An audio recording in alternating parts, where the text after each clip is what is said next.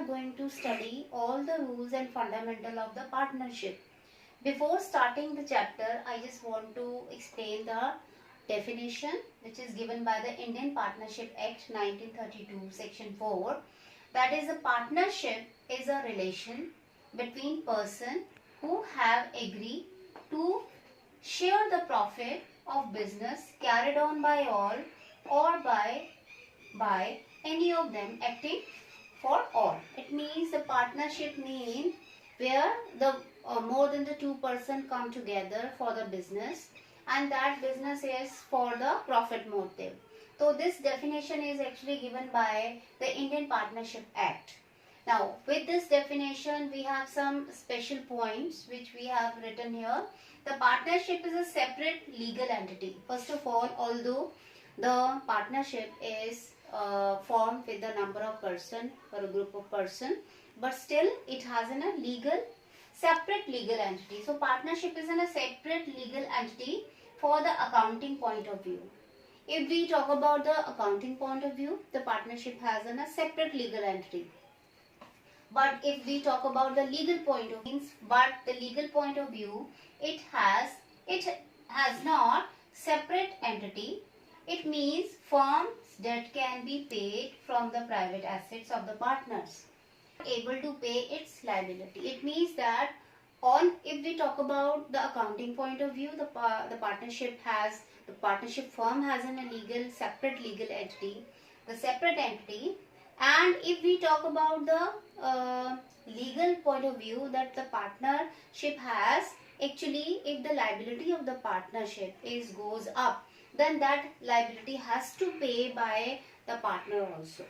So these are the point. According to the entity point of view means a separate legal entity if accounting point of view, and a legal entity is not separate when we are talk about if the liabilities comes across. Now what are the essential according to this definition? There are some essential features which is given here. On this definition, the first essential feature of partnership is that two or more person is involved in the partnership. First of all, if we talk about the first feature, so first feature says you that in the partnership more than two person or more than one person are be there. It may be two, it may be four. So there are the more than two person, the partnership is carried on. Next is the agreement. In the partnership there is an agreement. This agreement can be the oral or it can be the written. When we are just settle all the agreement on the written, it is called the partnership deed. In this deed, each and everything is given, that what are the rights of the partner, what are the duties, how you will going to settle down your profits and all the things. Next, that is lawful business. The partnership should be the lawful business. It should not be unlawful. Fourth point is profit sharing ratio. In the partnership, all the partners have a right to share the profit at the end. It may be equal, it may be according to the capital, or it may be as they settle down in the partnership deed. Fifth point is the business can be carried on by all or any of the partner acting for all. In the partnership, it may be all the partners are working in the partnership, or it may be on the behalf of all, one or two partners are working. So it is on the consent of the partnership.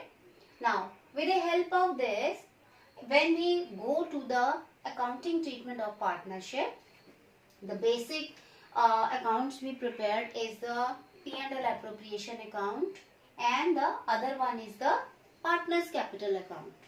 Now before doing this, I just want to tell you that in the accounting there are two methods of a partnership, either by the fixed capital method.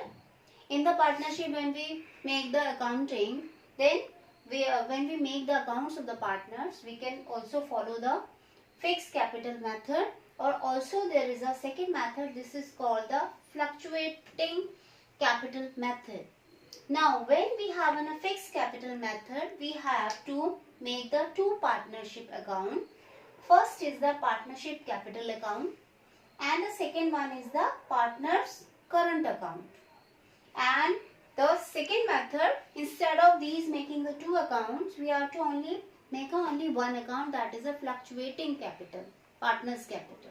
Now before that, I just want to tell you what is the P&L appropriation account. Now P&L appropriation account is always be prepared after making of the final account. Means it is never be then, it is before you are making the P&L account. It is always be after, when you are done with your final account, when you are done with your P&L account.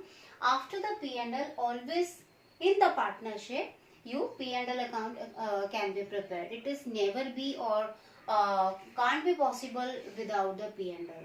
So this is the P&L appropriation. It means that whatever we have, the profit after calculating all the final account, what the profit we have with, it means that what are the other appropriations, it will be there. With the help of this P&L appropriation account, we are going to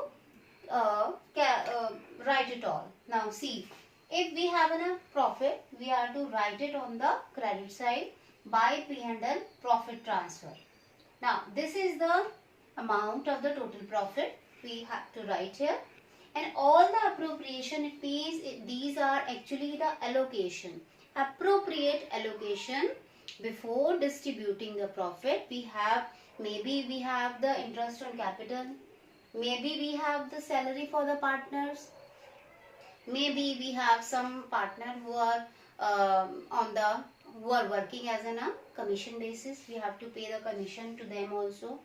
And also before distributing the profit, we are to also take a part or separate a amount for the reserve. So we are to also just taken a reserve from the profit.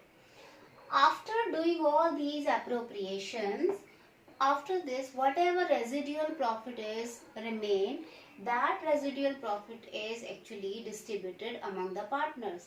Like there are two partners, so it means this is the profit. Now before coming here, before distributing the profit, we are actually going to appropriate all these things. After doing or after giving the interest and capital to the partner, after if there is any salary given to the salary to the partner or the commission or the reserve, then we come to this point. Now whatever after deducting all this, whatever residual is be remaining, it has to be distributed among the partner. It may be in the profit sharing ratio, it may be in the equal ratio, it may be whatever it is specified in the partnership deed, we are to distribute the profit here. Now this is the appropriation. Now next step is the making of the your capital account. Now I have told you that capital account has the two methods, either by the fixed capital method or by the fluctuating. The difference is that in the fixed capital account, we have to make the two account of partner. One is the partner's capital account. Second is the partner's current account. Partner's capital account, in this account only the withdrawal or the additional capital will be coming. That's all, nothing else will become. And in the partner's current account, all the things will be coming, like interest and capital on the P&L appropriations debit, it will become to the credit side of partner's capital. It is a vice versa thing. Interest, partner's salary, if there is here in the debit side of P&L appropriation, it will go to the partner's salary, it will go to the credit side. It means all the appropriation which is presenting on the debit side of P&L appropriation will go to the concerned partner account's credit side. And whatever there in the credit side of P&L, it will be according to the partners. They will be coming here.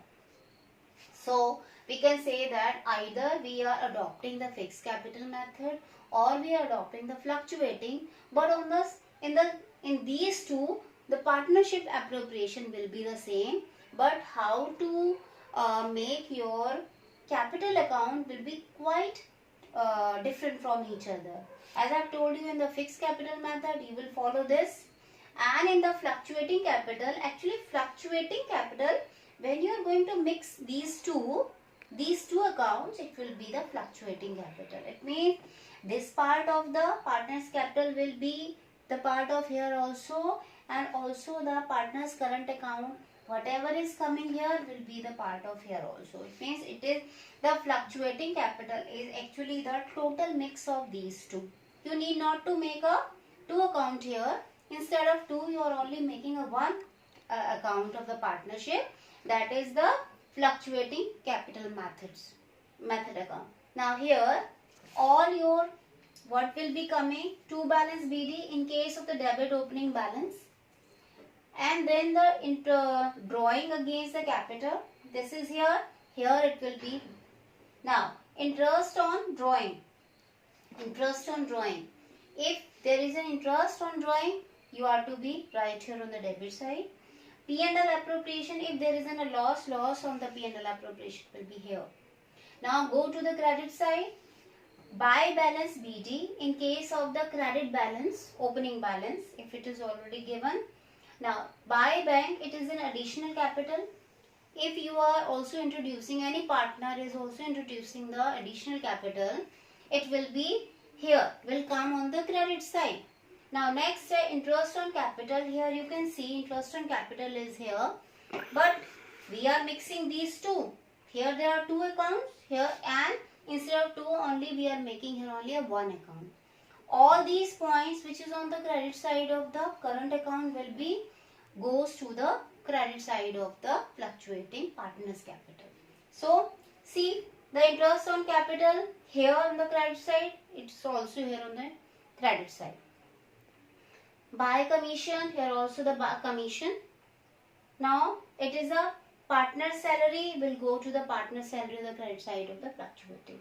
So either you are follow this, it is mostly it is given in the question, or if there is nothing given in the question, by default we should follow the simple method, that is a fluctuating capital, because in following this fluctuating capital method you need not to make the two accounts.